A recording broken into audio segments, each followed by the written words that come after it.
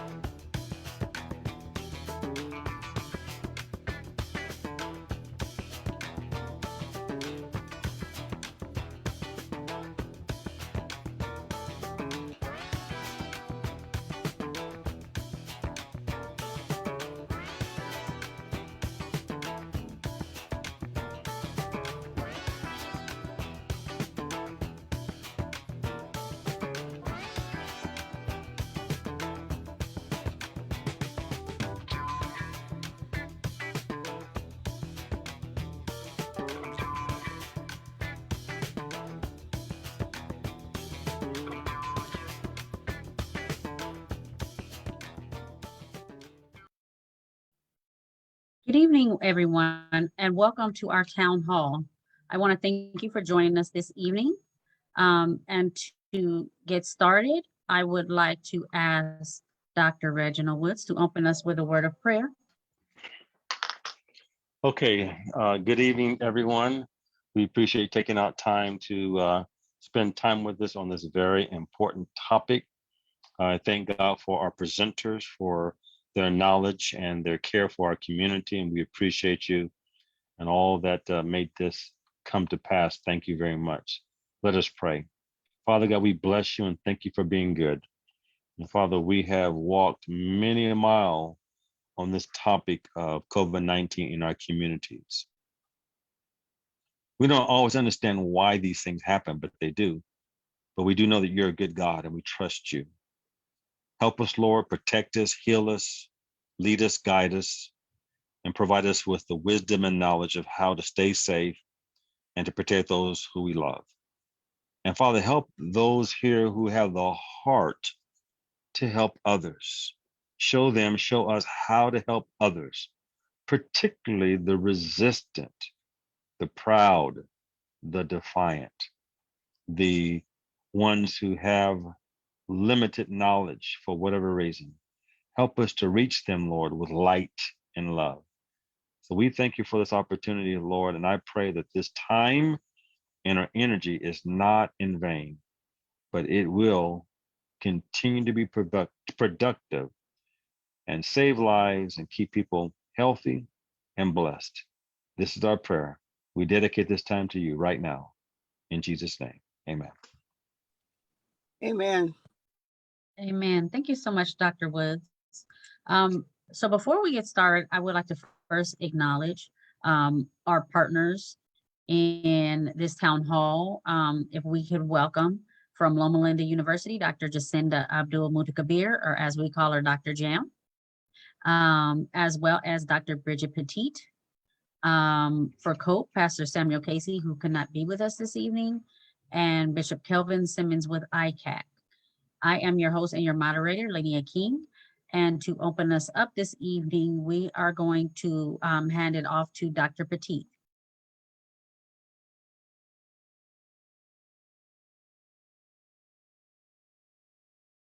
Okay, welcome everyone. As Sister King said, I am Dr. Bridget Petit. I am a licensed clinical psychologist and a professor in the Department of Psychology at Loma Linda. And I'm here to talk a little bit about vaccine decision-making and what kind of influences our decision to get vaccinated or not. I'll be presenting just a little bit of data, talk a little bit about some of the issues that contribute to our vaccine hesitancy, and hopefully open up your minds for Dr. Jam to present on some information, up-to-date, late-breaking information about the COVID-19 vaccinations. So I always like to start with this slide. A lot of times we think we're making very informed decisions and we have enough information to make those decisions. But this model kind of shows how much information we actually have when we're making decisions. Things that seem most recent, things that may have been said over and over again, whether it be in the news, things that are more extreme or memorable, and also things that are negative. We tend to remember those things better. And most of the time we're making decisions based on that little red circle and not considering all of the information that is available on a given topic, which is represented in the blue circle. Why are we talking about this? So COVID has really had a strong impact on death in the United States. So in fact, in 2021, it was the #1 cause of death. So we think about all the interventions and information we hear about heart disease and cancer and all those other illnesses. We really saw the impact of COVID. So putting it into perspective, how much more we should be concerned about our health, and especially with something that we can prevent like COVID-19. We're also here tonight because our work and especially our interests are with the African-American population in this region. And we know that there are differences in the infection rates, hospitalization, and death by race and ethnicity. So I circled there just the statistics compared to white people based on the number of cases. So Black or African-American people that are not Hispanic descent are 1.1 times more likely to get infected with COVID, 2.8 times more likely to be hospitalized, and 1.9 times more likely to die from COVID-related infections. So this is really something that we feel passionate about, and we really want to make sure that we are, stopping that spread so that we can prevent more and more of our people from dying. So what we're seeing is that, information about those who are vaccinated versus those who are not tell us that those who are fully vaccinated, so you see this bottom line, red line on the left side of your screen, are much less likely to contract COVID. Also, on the right side of the screen, you can see the lower black line. For those who are fully vaccinated, they're less likely to die. So in fact, those who are unvaccinated are 13 times more likely to die from COVID-19. So we understand that this issue is a big issue, and we really need to think about how we can address it. I know as recent as today, we were looking at data and updated figures, and 55 to 60% of Black people in the Inland Empire are not vaccinated against COVID-19. And so we want to help understand why and help have some of the discussions about why that's the case. And we certainly understand that there's been a history of mistrust. Our political environment was pretty intense in the summer of 2022. That vaccine was kind of, fast forwarded in terms of some of the bureaucracies. And so it felt like, wow, is this something that we can trust? And then there's historical mistrust. And I always want to tell people that this is a valid concern. We've been mistreated and historically, and there's been unethical experiments done on Black people. We've also had our own experiences in healthcare that haven't always been the best. And so let me be a little bit leery about science, about institutions, and about the people that are pushing these vaccines. And then there's a lot of misinformation. So we have social media now, which isn't always great with fact checking. We have, rumors, we have talking points that, you may hear people say over and over again that sound really good, but they may not be based on actual data and science. So as we think about it, some of the things that can maybe offset some of those basic beliefs that some people may have is to really think about how much money was allocated to support the research and development of COVID-19 vaccines. My uncle, in fact, he just retired from the Health and Human Services, and he was responsible for investigating and looking into making sure the safety and security was in place for the COVID vaccine development sites. And so he was able to see, like, up close and personal how intense and how serious that they were taking this work. It was amazing because this was built on existing research that already existed. So they weren't just in a lab mixing things together, making things up. It was built on existing research. And what was cut was the bureaucracy that we see a lot of times. So not so much when we think about the science and how things are developed, that rigor was still maintained. But the bureaucratic red tape that I'm sure you may see in your jobs or other government functions was sped up so that we can make sure that the vaccine got where it needed to be. I usually present just a little information on how research is conducted now, because as researchers, we are held to some really intense standards of making sure that we are not abusing humans.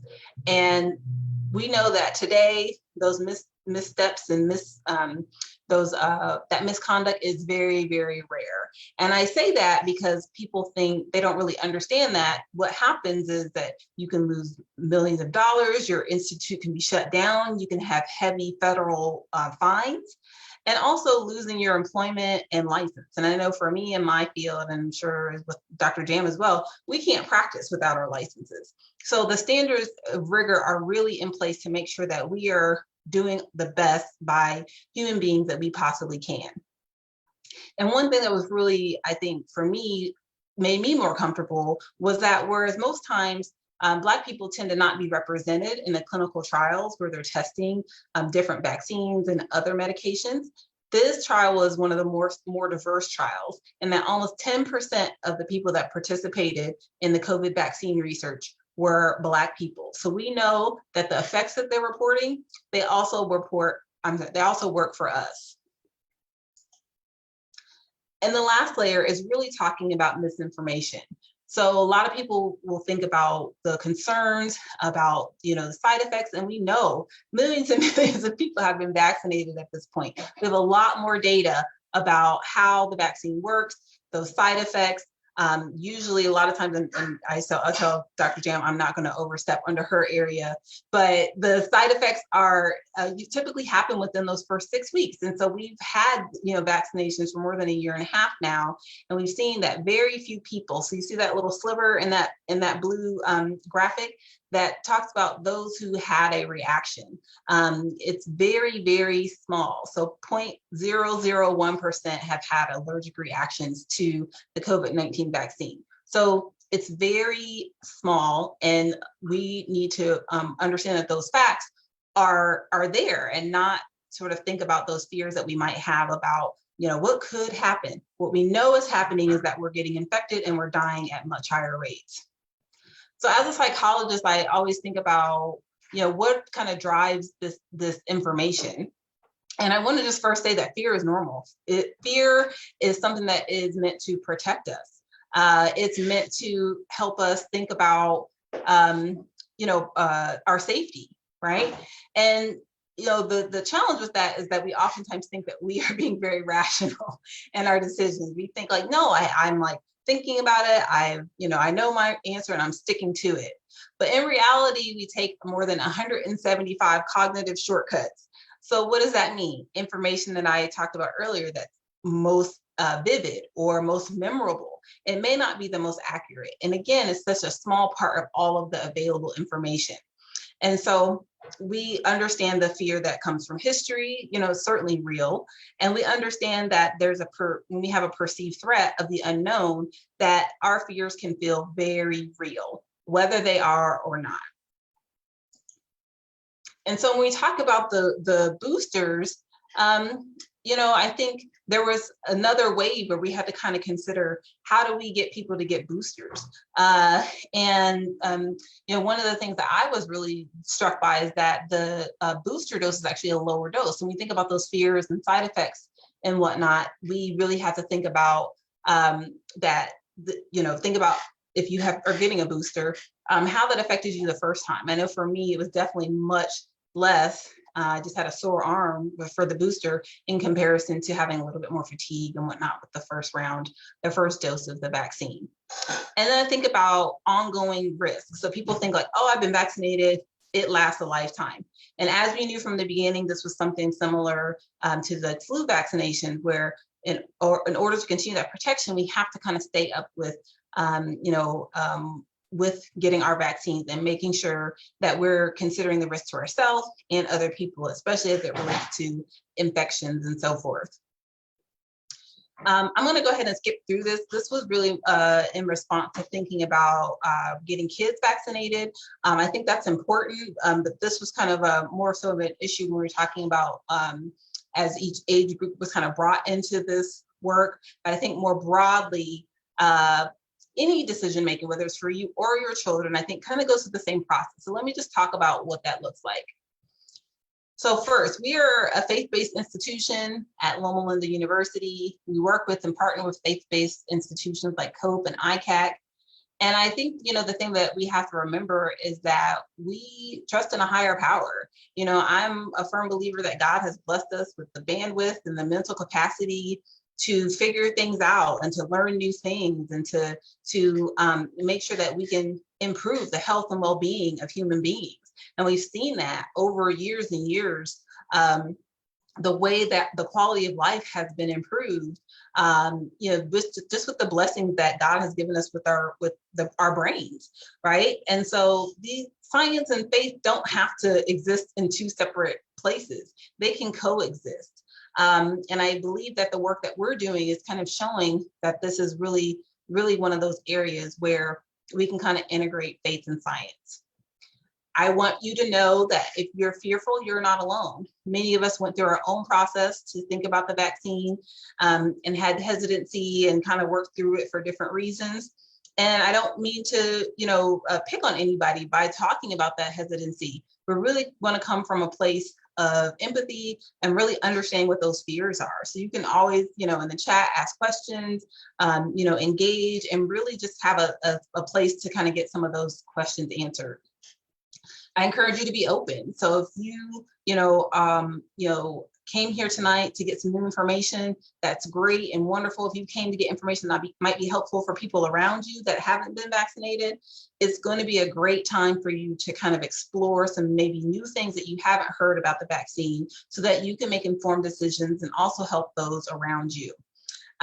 Getting that information, asking questions in forums like this is going to be so important to make informed decisions. Weighing that evidence, weighing actual facts of what we know about infections, death, and so forth related to COVID versus sort of the perspective, right?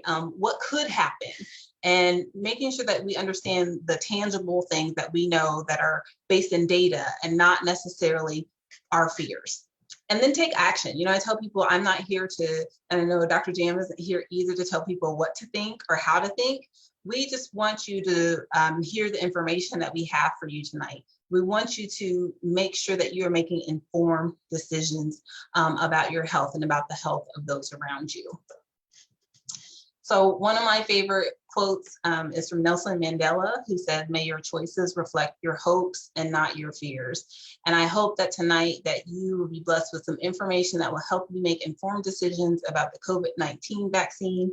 And my esteemed colleague, Dr. Jam, is going to lead us through some education about exactly what's going on with the vaccine, what's the latest and greatest information.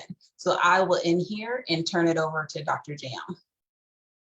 Thank you, everybody.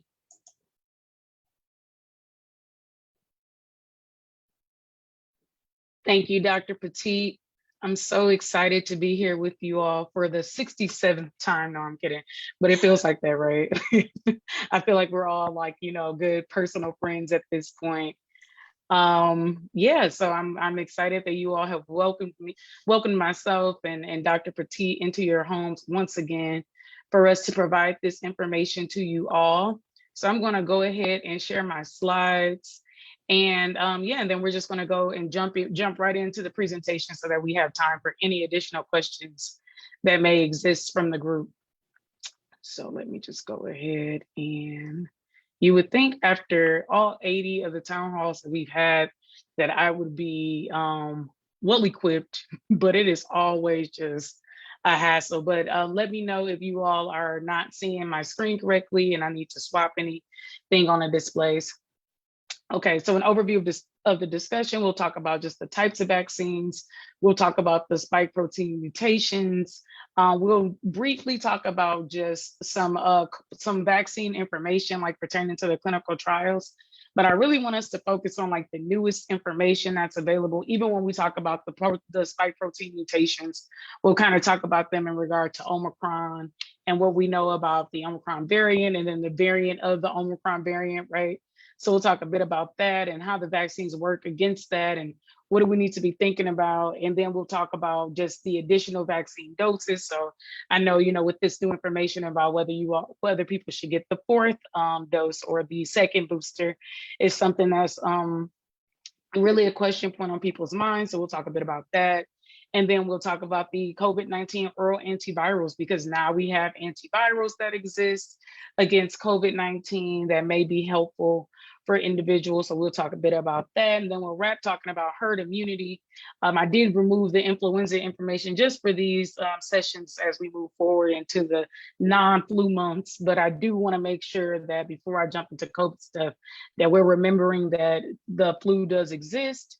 And that while we are talking about COVID-19, we are opening our minds to other vaccines and what this can mean, what this information can mean to us, and the information that Dr. Petit presented can mean for us thinking about other vaccines moving on in the future. Dr. Jam, I don't know if you intend for us to see your notes pages. I do not. Okay. I will swap the displays. My apologies. Okay, You thank you. I don't have any notes written, but thank you. But so now we have just the types of vaccines. So I'm sure you all know this by heart by now, but that's okay. We'll talk about it again. So we know we have our live vaccines, and those can be, we know that live vaccines means they take a small piece of a live virus and they inject it into you. So not enough that you develop a full virus or the full effect of the virus, but you do develop a bit of a response that allows for you to go ahead and make protection.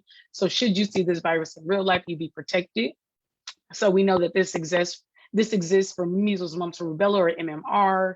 We know we have certain flu vaccines that are live. They tell pregnant women not to get them, right, because it can move across the placenta. So that's our barrier there with solely live vaccines.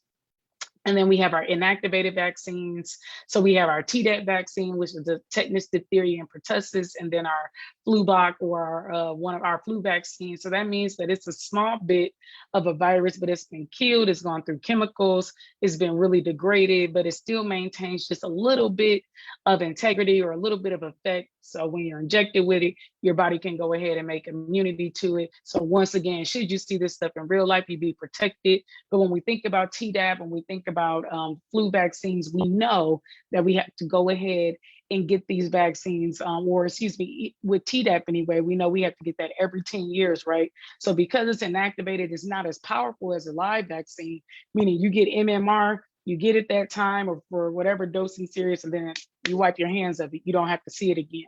But for Tdap, you have to get it every 10 years. And that's so you can remind your body that, hey, I have actually seen the things in this vaccine before. I made protection to it, but I have to wake my body back up to remind it that it's seen it before. So this brings us to our mRNA vaccines, right? This sounds a little bit familiar. So with our mRNA vaccines, we know that it has the spike protein. The spike protein is significant. The spike protein is significant to COVID-19. So when your body sees it, it makes protection. We know that mRNA exists normally in our body. So what these vaccines do is they mimic, or they use that technology to go ahead and transmit those messages. So then once your body has received that message to make that spike protein, your body says, oh, wait a minute, this isn't supposed to be here. It then makes protection to that spike protein. And then should you see COVID-19 in real life, it is the hope and it is the thought and it is the science that you be protected. So we know that that's the Pfizer and Moderna vaccines. We know that these mRNA vaccines have been shown to work a little bit better than our adenovirus vectored or our viral vectored vaccines. So as of right now, our mRNA vaccines are what it is that we are telling folks that they should get. But we'll continue to talk about that too. But then we also know with the mRNA vaccines, you are able to mix these doses, right? So I guess by show of chat responses or hands, and as we are in the Zoom, so we can, show reactions, how many of you all received a different vaccine, so a different mRNA vaccine, versus one that you may have gotten when you got your initial first 2 doses or your first 3 doses, if you're one of those people that have gotten the second booster. So some of us in here likely have have mixed our doses, and that is okay to do. So these mRNA vaccines, while they are a bit different, they pretty much work in that same way in which they are using that mRNA type of pathway to tell your body to make that protection. They may call out the protectors in a different way. So meaning your T cells or your first line of protection and then your second line of protection a little bit differently. But when you mix those doses, you kind of get the best of both worlds. So it's been shown to be quite efficacious, or it's been shown to be quite effective when you go ahead and you mix vaccine doses. So you are able to do that. So at our clinic that we'll be having on Sunday, we will be doing exclusively the Pfizer vaccine. We are doing Pfizer for the reason of with the Moderna vaccine, you get a lot more doses, so about 15 more than what you get in the Pfizer vial. And we know that the climate of COVID is changing. We don't often have that many folks that want to go ahead and get vaccinated. And we have kids that come, and we know that Moderna is not yet approved for kids. So I want to make sure we're able to vaccinate everybody there and that we don't waste any doses, because as we know, there are still so many Black and brown people that have not been vaccinated with just 1 dose of the COVID vaccine. So we want to preserve all that we can. We don't want to have to throw that in the trash. So that means that we'll be doing Pfizer, but please know that if you can receive Pfizer, if you receive Pfizer for the entire series, or you can receive Pfizer if you got Moderna for the entire series. It is okay for you to mix those doses, perfectly fine. And then we have our viral vector vaccine, which is our Johnson & Johnson, which is actually not available right now. They have paused making the vaccine for the time being. I'm sure that in the next few months or so, it'll likely come back into favor, but it's because of that fact of the mRNA vaccines really being shown to be very much top tier, and then also just kind of what we call our barrier of resistance, or the development of the way that these mRNA vaccines are able to hold off those variants or those differences in how the spike protein looks. It makes us think a little bit harder about using mRNA vaccines over those vector ones or over Johnson & Johnson. But the way that it works is it uses a low-grade common cold to go ahead and deliver that mRNA information to your body. Once your body sees that mRNA information, similar to the mRNA vaccines, it says, oh, wait, let me go ahead and make protection or antibodies against this. And then should you see COVID in real life, you would be protected. All righty. So now we are at our COVID or our coronavirus spike protein mutation. So as I was talking about before, we have a bit of differences that we're starting to see, right? Well, we started to see them as soon as COVID became a thing, we started to see differences. So COVID is like, and I always like to quote one of my favorite rappers, Jay-Z. So COVID is one of those things that likes to change clothes and go, right? So it wants to continue to stay fresh. It wants to continue to be able to go ahead and infect more people. So what it does is it changes clothes a little bit, or changes the way it looks to your body. So your body doesn't recognize what exactly is happening, or that it's been invaded with COVID. It's not prepared for that onslaught. But guess what? Our bodies are also smart, and our bodies say, well, that's why we don't make just one type of protection, because we know that you're one of those people that like to change your clothes. That's what it says to COVID anyway. So we're going to make sure that we're able to protect ourselves, or to fend off that changing. So here we have the spike protein, and then you can see we have our T cells. And like I said, that's our body's first line of protection. And then we have our antibodies, or our memory cells, which remember that we have sent our T cells out previously to protect us against that spike protein. So as we can see, they each have a very distinct or different area it is that they bind to. So just because it may be one area that's been taken out, it does not mean that you no longer have protection against COVID-19. That's not what that means. But it means is that maybe the protection wasn't as strong as it once was before COVID went ahead and changed its clothes. So that brings us to our variant strains. So we started out, remember we had the South African variant. We had, then a few months after that, we had the Delta variant. Then moving into the winter, we had the Omicron variant. So how do these variants come about? Well, COVID needs somebody that does not have protection against it to go ahead and use as this vessel to change clothes. It's like it's changing room. So all those folks that I talked about that have never seen, the vaccine before, they are the perfect dressing rooms for COVID to go ahead and strip those clothes off. So when we think about the variant strains, that's how they go ahead and do that. But I know that it's always that question of, well, I had COVID, so isn't that the same thing as having gotten the vaccines? It is not. And it is not, because we don't know how long it is that the antibodies or the protection that you develop after you have COVID stay around. So we don't know that if somebody was affected asymptomatically, they may not be protected for as long as somebody that had severe COVID-19, or vice versa. Honestly, we just don't know. But what we do know is that someone that has received the vaccine, and if you receive 1 dose and then you receive 2 doses and then you receive 3 doses, and if you're in that age range and you receive 4 doses, then that means that you have so much protection. So 1 dose gives you this amount of protection, 2 doses give you this amount of protection, 3 doses gives you this amount of protection, 4 doses gives you so on and so forth. So what that means is that you are equipped with much more of the different antibodies, much more of the T cells, so that when COVID changes its clothes or when you see these variants, you're better protected against that. So I know that we are used to variants looking like just the Omicron, but then we saw a variant of a variant with Omicron. So what that means is that the Omicron strain changed its clothes, but maybe it didn't get its shirt all the way off. So it looks a little bit different than the Omicron variant looked, but not completely different. So we say, okay, this is Omicron, but it's a little bit different. It has a shirt, it has one arm out, but the rest of the other arm is in.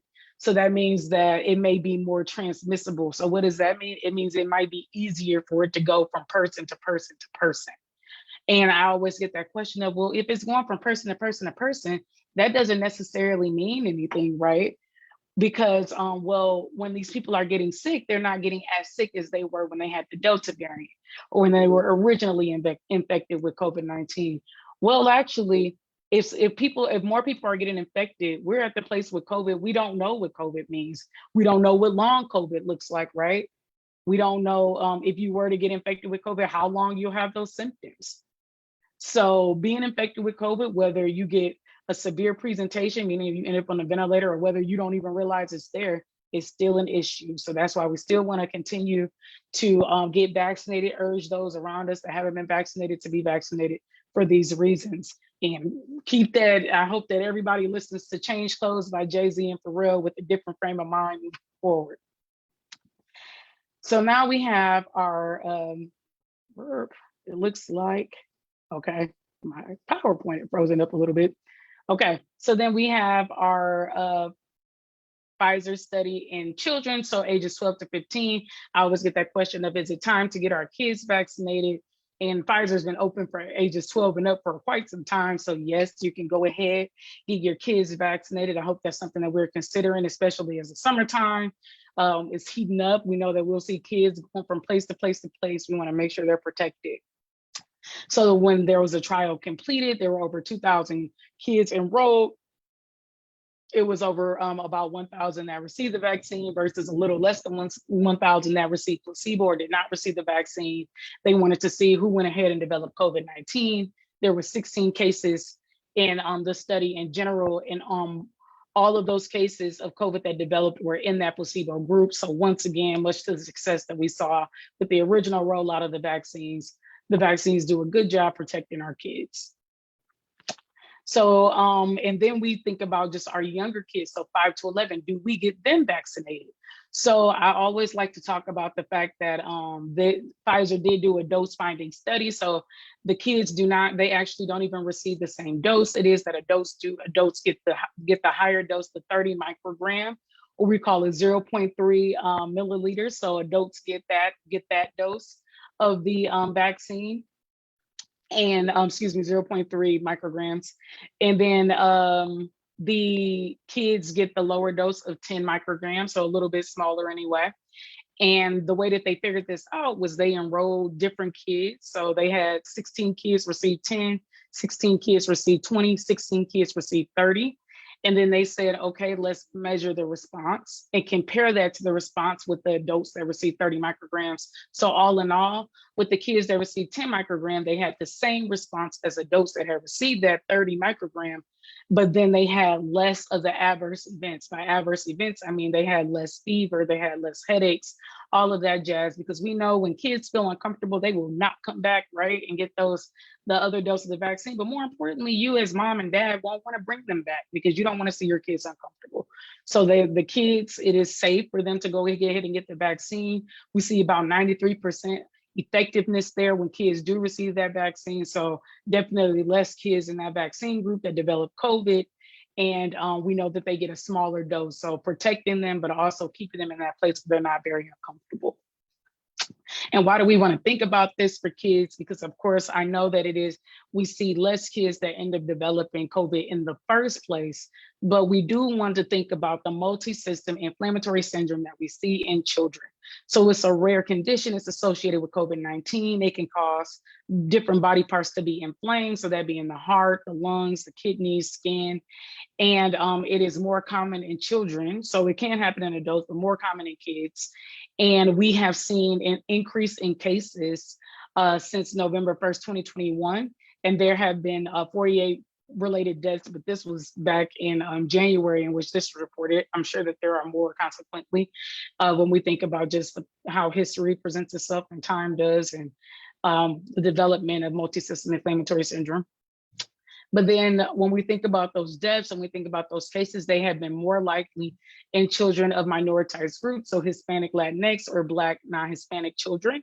So they represent the bulk of those kids, that being because of different systemic racism and structural racism aspects that are existing in the country.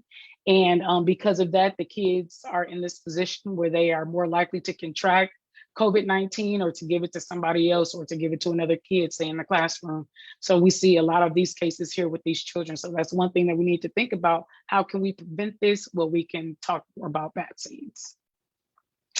And then I also get that question of vaccine and pregnancy. And as we are moving forward, that is something that I want everybody to be thinking about. If you know someone that's pregnant, right now, the American College of Obstetrics and Gynecology, the World Health Organization, the CDC, the FDA, they do state that pregnant women should highly consider getting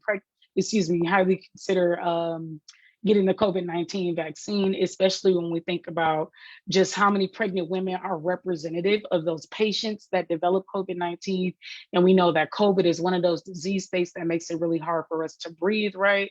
So if you are that patient that develops COVID and you're pregnant, then my goodness, you're already pregnant, and pregnancy likely makes it harder for individuals to breathe. And then you have a disease that's making it hard for you to breathe.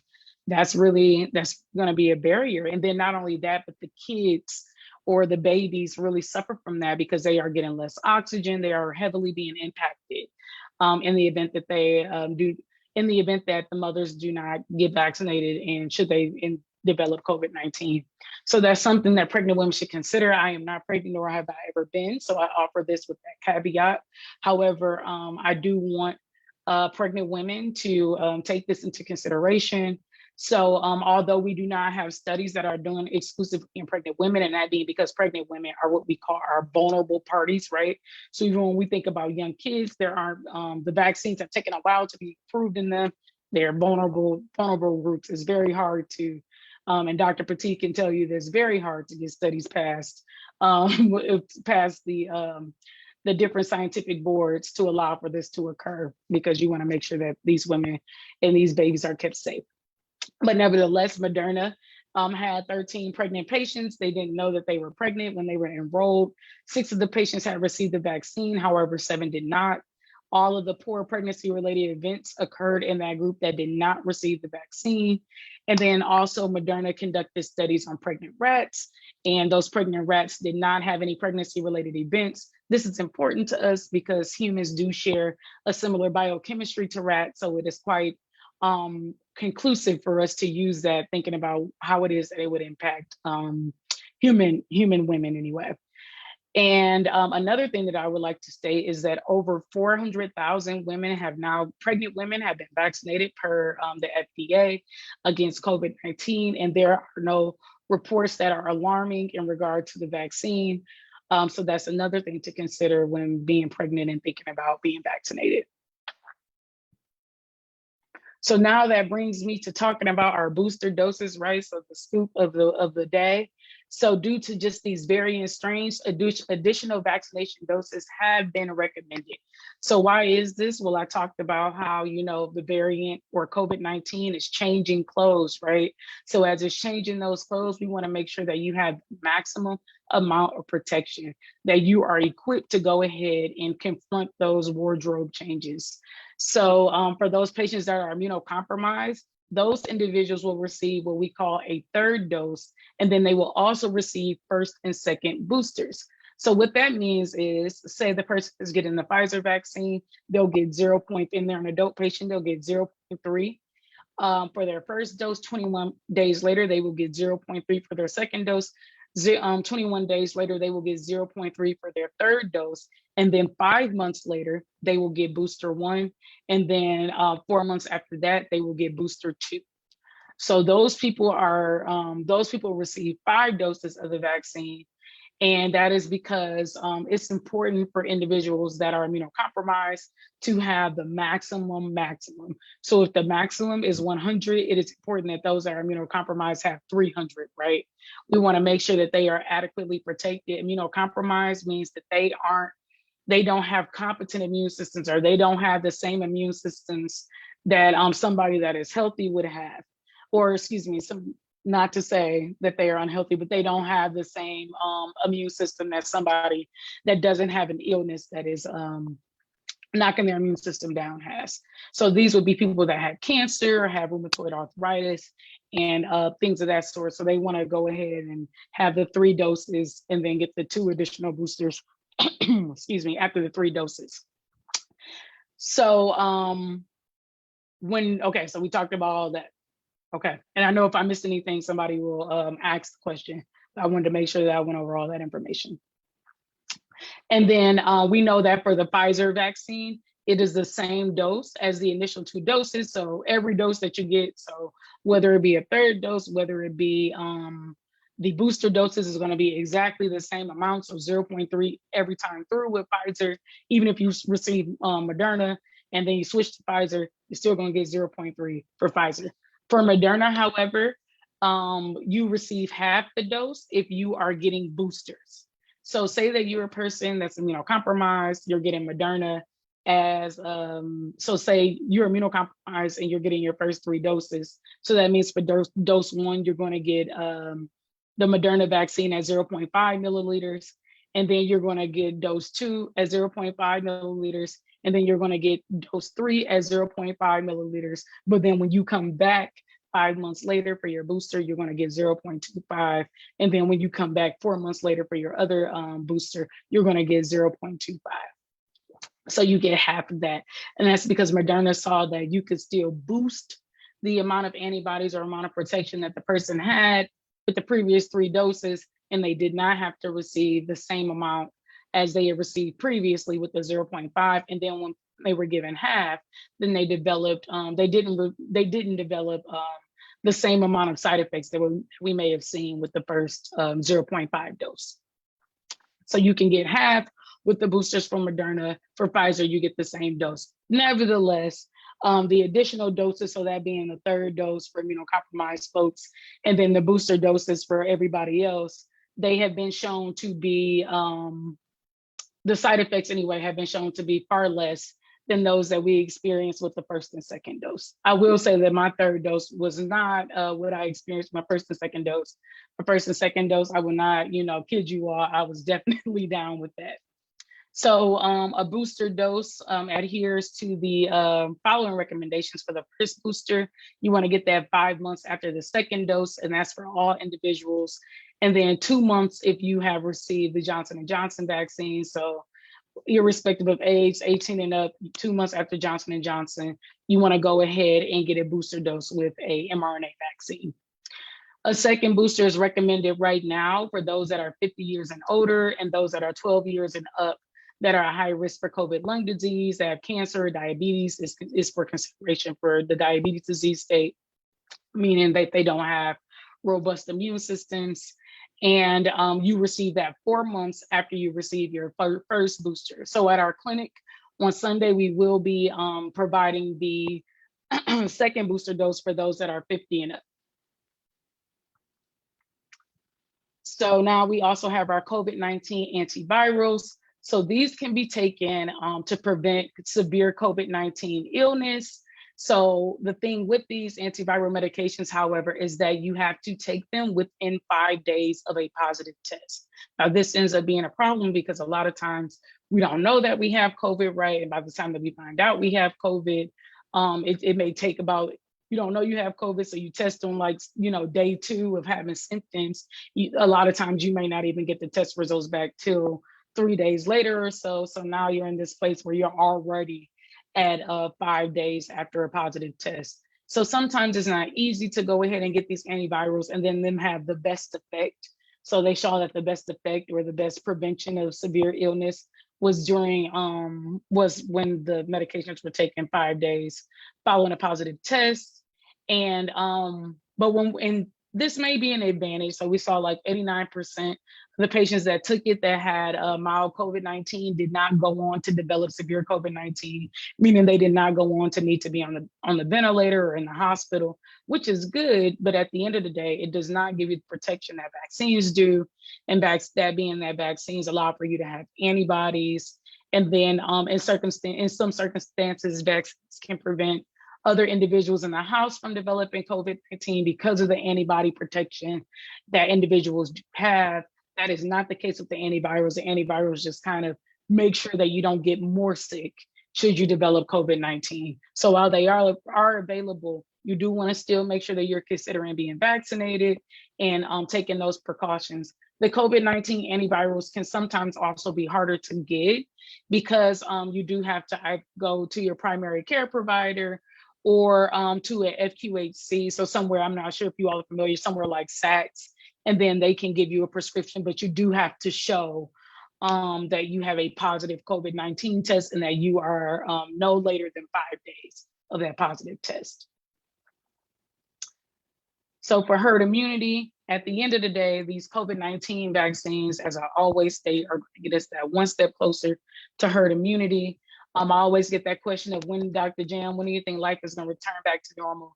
I think that we have to, become used to the fact that this COVID-19 is not going anywhere. We want us to get it to the point where we don't see a ton of people infected, but more importantly, we want to get it to a effect where we as Black individuals, Hispanic, Native American, minoritized individuals are not those that are disproportionately dying from it, that we are taking the same precautions to be protected, that we are really making sure that we take in this information and can really think about this information and this data provided to make our informed decisions to get vaccinated.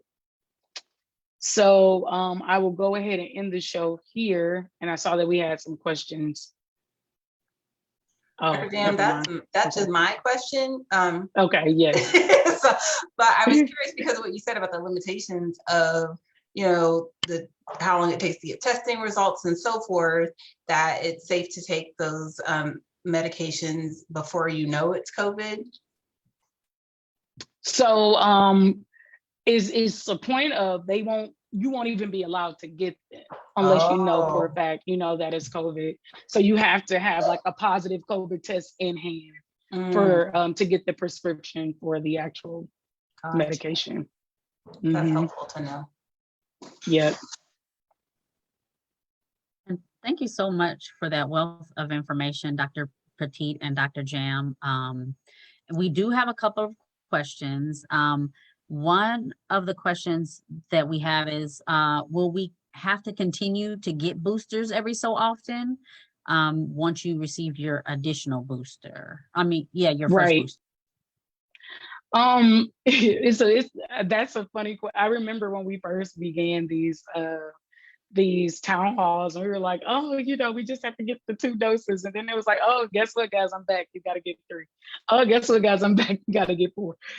So I think that we're in that place where we're chasing, COVID-19, trying to make sure that we're protecting those that are most vulnerable, giving the most protection possible. But we're going to have to continue to get, doses as these variants see fit, honestly, if we don't get more folks to go ahead and get those initial doses of the vaccine. The more people that we have that have not been vaccinated at all, the more COVID, right, has that free wardrobe space. So it has that big corner room, right, dressing room, to go ahead and change its clothes or to change the way it looks. Because the more folks that it has that hasn't seen COVID-19 before, the more opportunity that it has to go ahead and become a variant, to disseminate or make variant strains. And the more that the variant strains are able to go from person that hasn't been vaccinated to person that hasn't been vaccinated, the more problematic it becomes. And it becomes like this tangled web, or this big circle of like, COVID going back and forth, back and forth, back and forth. And then it continues to just, rear its head as this ugly pandemic that we've been seeing. And then we end up in that place where, well, folks won't get the initial doses. COVID is rapidly changing its clothes, going to the biggest dressing rooms it can find. So what do we have to do? We have to protect those folks that are most vulnerable. We have to and how do we do that? Well, we give them more doses of the vaccine so they're able to make more antibodies. And the more antibodies that they have, the more we can sleep, well at night, knowing that they're as protected as we can make them.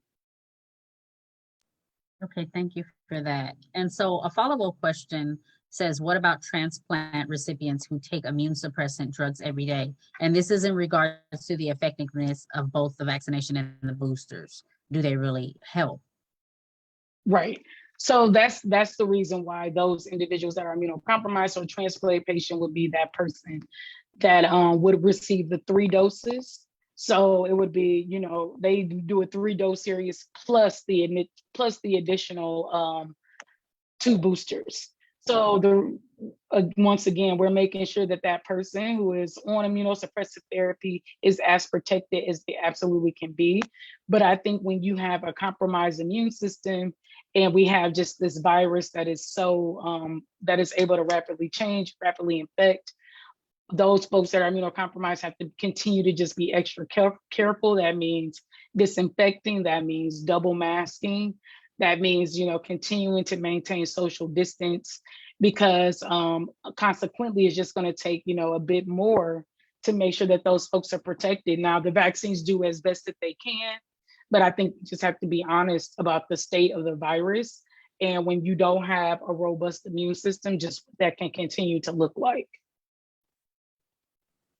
Okay, thank you. And so speaking of the current state of the virus, do you guys actually have numbers as far as the uptick? One of the things I've been seeing is that we're receiving a lot of transmission communications from our kids' high school, where the numbers kind of died down and they relaxed the mask mandate. And now I've received 3 emails and phone calls within a week's time saying that both of our daughters have been exposed or in the vicinity of someone that was in their classroom that had the virus.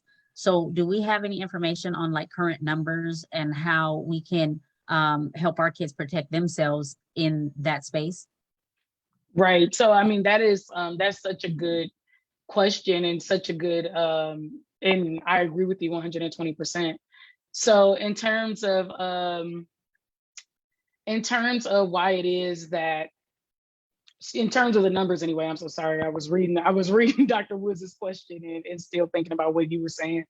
But as far as what the numbers are, it's really peaks and droves. Like, it's like one day we may only see 5,000 infections, on one day in like worldwide. And then, one day we may see 5,000 infections just in San Bernardino County. So I think, it really becomes it really becomes a matter of watching the numbers. But I think that that's just the way that COVID is going to go. That's just the way that anything goes. There'll be times where we don't see, a ton of infections, and there'll be times that we see high fluctuations in COVID or infections anyway, infection rates. But I think one thing we can say with confidence is that, COVID, whether it was a ton of infections or whether it wasn't, it has continued to be persistent. So we've never seen, no infections. You've always been able to steadily see COVID-19 infections. And what I can say though, is those individuals that are becoming more and more infected, or that are really infecting others, are those that are unvaccinated. So even those that are hospitalized in San Bernardino County, greater than 90% are those that are unvaccinated. Greater than 60% of unvaccinated people are Black. So, I think that really is just a testament to what it is that we're continuing to see.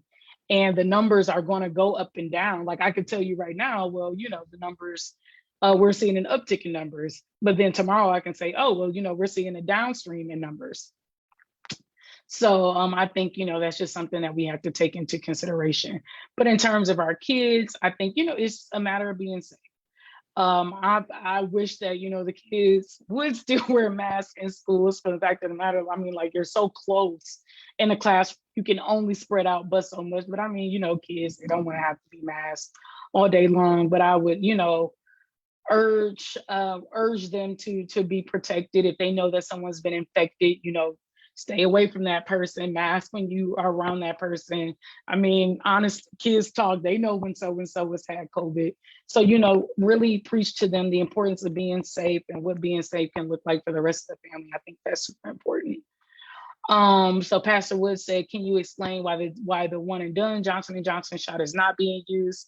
Pastor Woods, is really for the reasoning of, as we saw more variants become present, we didn't see that same lasting protection that we once saw with Johnson & Johnson. That meant that with the mRNA vaccines, as you see that difference in when boosters are necessary, you do need a booster vaccine at a sooner time than you would if you were to get the mRNA vaccines. So that means that you need a reintroduction of protection faster than you will with mRNA vaccines. So that leads us to believe, or leads us with the knowledge base, that the Johnson & Johnson vaccines don't provide that same amount of protection, or that maximum amount of protection that we're really looking for against COVID-19.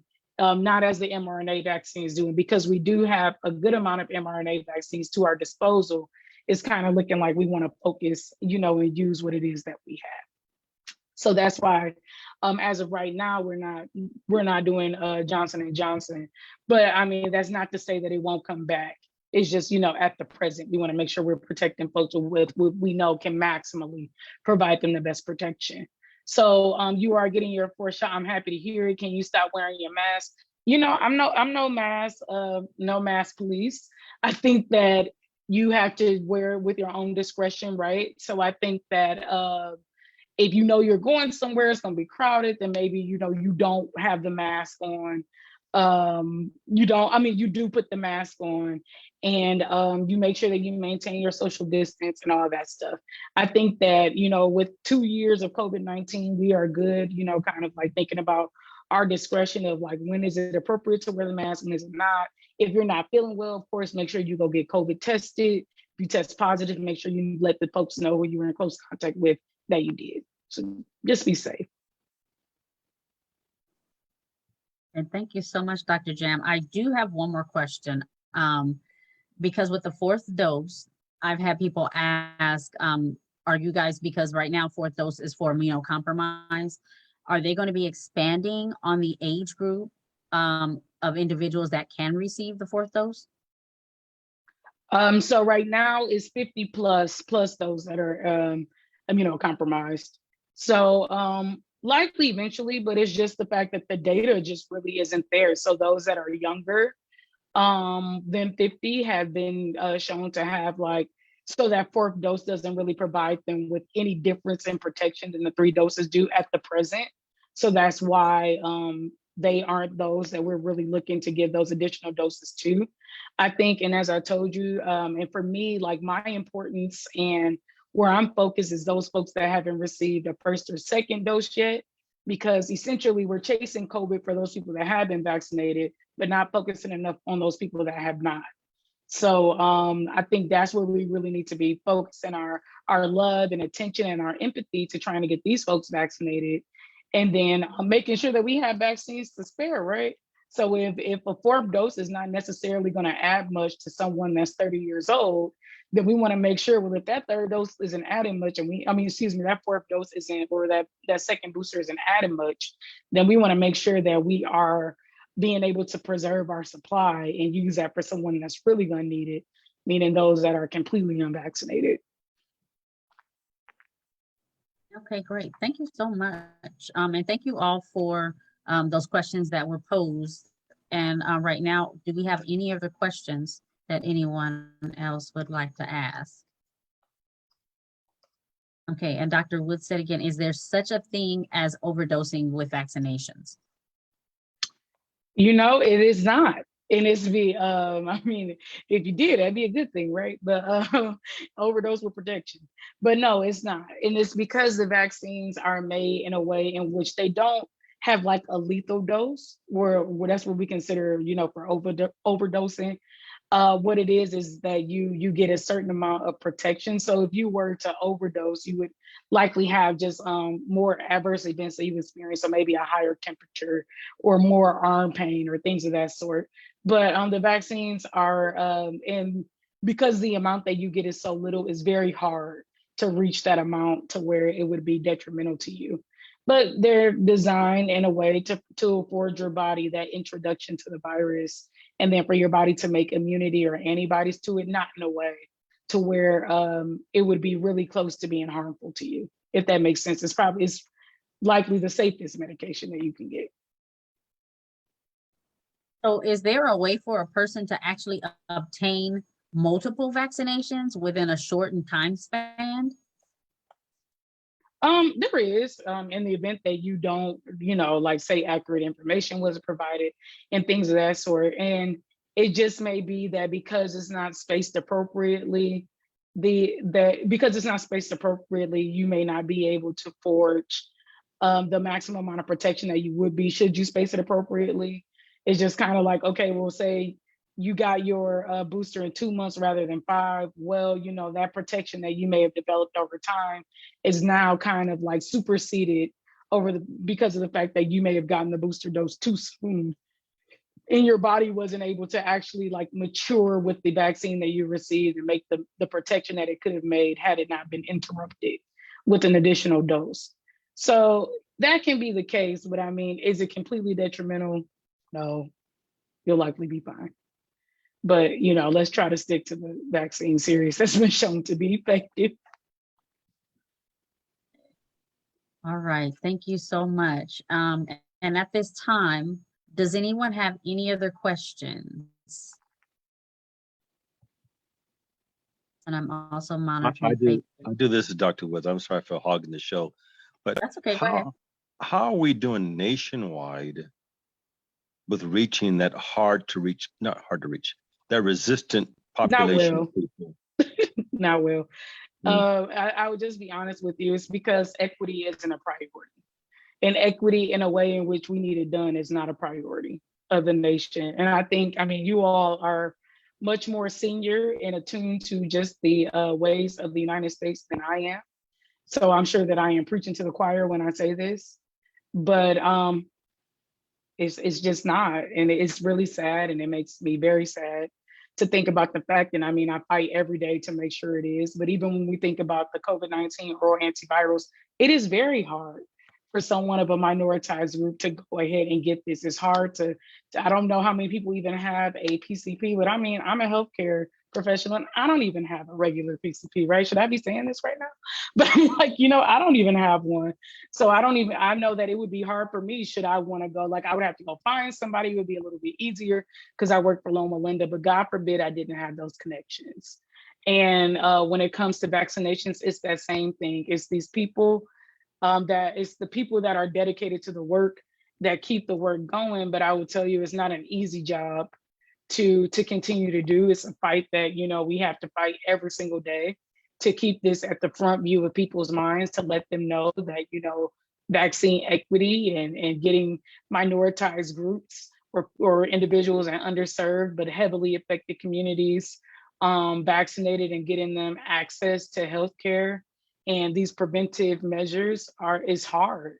And I think that's why I always, you know, we'll drop everything. And that's why we make sure we do these town halls to express just the burden of the virus, because the government consequently won't do that. They'll paint this picture that we're doing well against COVID, but it's because they're not really pulling up, right, or looking in those cracks, or looking, or really turning that mirror around and saying, okay, at the top, you know, we may be doing okay, but what about these other communities?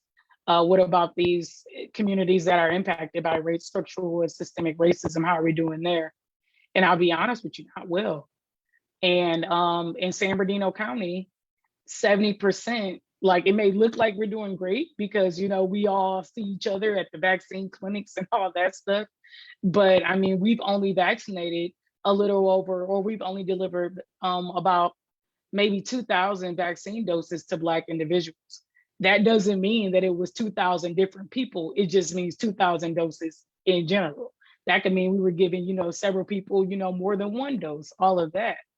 But we have 70% of the county of that includes Black individuals. So 70% of Black individuals in the county are still unvaccinated against COVID-19, meaning they have not received a single dose. So, I mean, I hope that that provides framework or a thorough explanation as to where we are right now and, you know, why it's important that we continue to do the work. That is very sad. It is depressing. Thank you so much for your questions. Thank you so much, Dr. Jam, for that informational piece. So are there any other questions right now? Okay. And so at this time, we will move on to our announcements. This coming Sunday, we will be hosting a vaccination clinic. Myself with Dr. Jam. We will be hosting it at 16th Street Seventh-day Adventist Church in San Bernardino. It will be from 11 a.m. to 1 o'clock p.m. And so I just dropped the link in the chat if you would like to register, or if you know someone that would like to register. We are offering first, second dose, and booster shots for ages 12 and up. And then also remember, if there's someone in this age range of 12 and 16, there must have a parent or a guardian present to sign documentation. They will not be able to come alone. So please make sure that they are accompanied by a parent or a guardian. You can also use the chat or use our QR code where you can scan that to register as well. And if there's someone who has a problem with registration, you may also reach out to me at LKING, at copesci.org, and I will be happy to help you all register. Okay, so if there is not anything else, any last words from our speakers, Dr. Jam or Dr. Petit? No last words for me. I hope that what we have provided you all, you know, allows for, I hope that you all soak it in and then provide this information to someone else that you know that could use it. And we hope to see some of you all on Sunday with getting your vaccine, or just to come hang out and say hello. We love to see you. Yes, I echo that. I'm so sorry I can't be with you just with prior plans, but I encourage you all to get out, get those boosters, get vaccinated. And also just going to put in a request for a prayer for us as Dr. Jam and I continue this work and applying for federal funding to continue this effort in the Black community. You know, we have felt so connected to you all and have felt your love and support in this. And I'm just going to put it out there and just ask for a special prayer for that work that we're trying to do to continue these efforts long term. So when you're praying tonight, think about us. Thank you so much, Dr. Jam and Dr. Petit. And we want to thank you for your continued partnership. This work has been amazing, and we want to make sure that we continue to spread the word and that we're continuing to keep ourselves and others healthy. Continue to wear your mask, wash your hands, use your hand sanitizer, because together we get better. So with that being said, this will conclude our town hall. We want to thank you all for joining us this evening.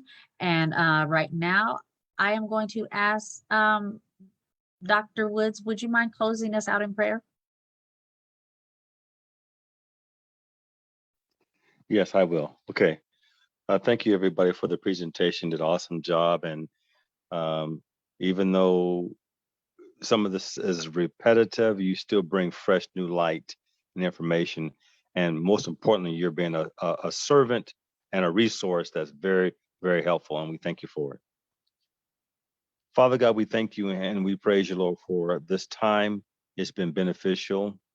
I pray that those that lead this recognize, regardless of how many people are present, that this is effective and helpful, because we that learn can take it on to more people. I pray that you bless them. You said when we give, it should be given back into us. And they have given of their time, their resources, their energy. They've studied. Bless them back for that. And I pray, Lord, that we as a team, as a unit, will continue to be a beacon of light in our community, and that we will reach more people and more people's lives will be affected in a positive way. So thank you for that. And I pray, Lord, that we all have a good night and a good future as we trust you. In Jesus' name, amen. Thank you so much, Dr. Woods, and everybody have a great evening and a blessed week.